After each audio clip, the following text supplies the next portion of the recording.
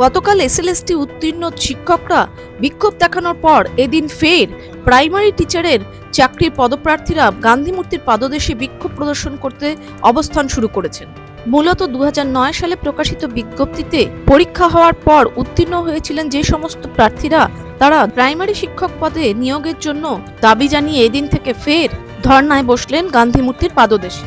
প্রসঙ্গত উল্লেখ্য, ওই বছর যে বিজ্ঞপ্তি প্রকাশিত হয়েছে তাতে মোট 1834 জন তাদের নিয়ে স্বচ্ছ প্যানেল তৈরি ও 100% নিয়োগের দাবিতে তারা এদিন থেকে ধর্নায় বসলেন।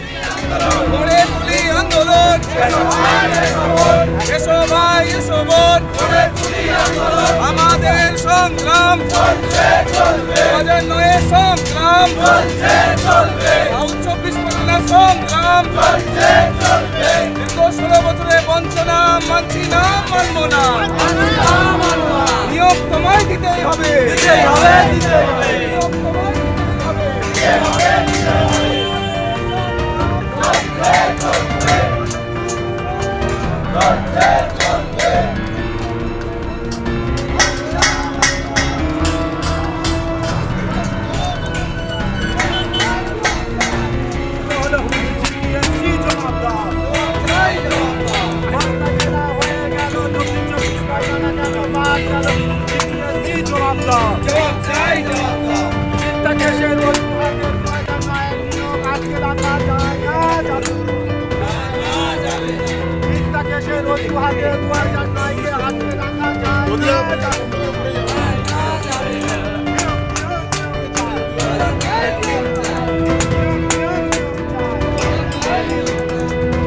আমরা নিয়োগ চাই।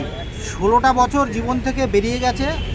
আমরা বহুদিন আশা রেখেছিলাম সরকার উদ্যোগ নিয়ে আমাদের নিয়োগ প্রক্রিয়াটা কমপ্লিট করবে, কিন্তু এখনো পর্যন্ত আমাদের যে পেন্ডিং বিষয়গুলো আছে, কারা যোগ্য কারা অযোগ্য, যে মামলাগুলো চলছে, যে একটা মামলা চলছে সেই মামলা সুপ্রিম কোর্টেও গিয়েছে, কিন্তু মুখ্যমন্ত্রী বা সরকারের তরফ থেকে আমরা কোনো রকম সহযোগিতা এখনো পাইনি। মাঝে আমাদের মঞ্চে এখানে এসেছিলেন, আমাদেরকে তুলে নিয়ে কথা বলা হয়েছিল, কুণাল ঘোষ মহাশয় হস্তক্ষেপ করেছিলেন, কিন্তু তারপরেও সেই সমস্যার সমাধান এখনো পর্যন্ত হয়নি। এখনো পর্যন্ত প্যানেল পুরো দেওয়া হয়নি। এখনো পর্যন্ত আমরা রাস্তায়। আজকে আপনারা কি প্রোগ্রাম নিয়েছেন? আমরা এখান থেকে ডেপুটেশন কর্মসূচি নেব, সাইন করব, সিগনেচার করব, নবান্নে মুখ্যমন্ত্রীর কাছে যেতে চাই এবং ডেপুটেশন কপি জমা দিতে চাই। মুখ্যমন্ত্রীর সাথে কোনো সাক্ষাৎ ডেট পেয়েছেন? সময়? স্যার, বহুবার সাক্ষাতের চেষ্টা করেছি, যেতে দেওয়া হয়নি। বহুবার মেল করা হয়েছে, অ্যাকসেপ্ট করা হয়নি। এর আগেও ময়দান থানাকে বহুবার দিয়েছিলাম, এর আগে লালবাজারকেও বহুবার দিয়েছিলাম, এখনো পর্যন্ত আমাদের একটা অ্যাপয়েন্টমেন্ট দেওয়া হয়। Bureau report, gateway to news, Kolkata.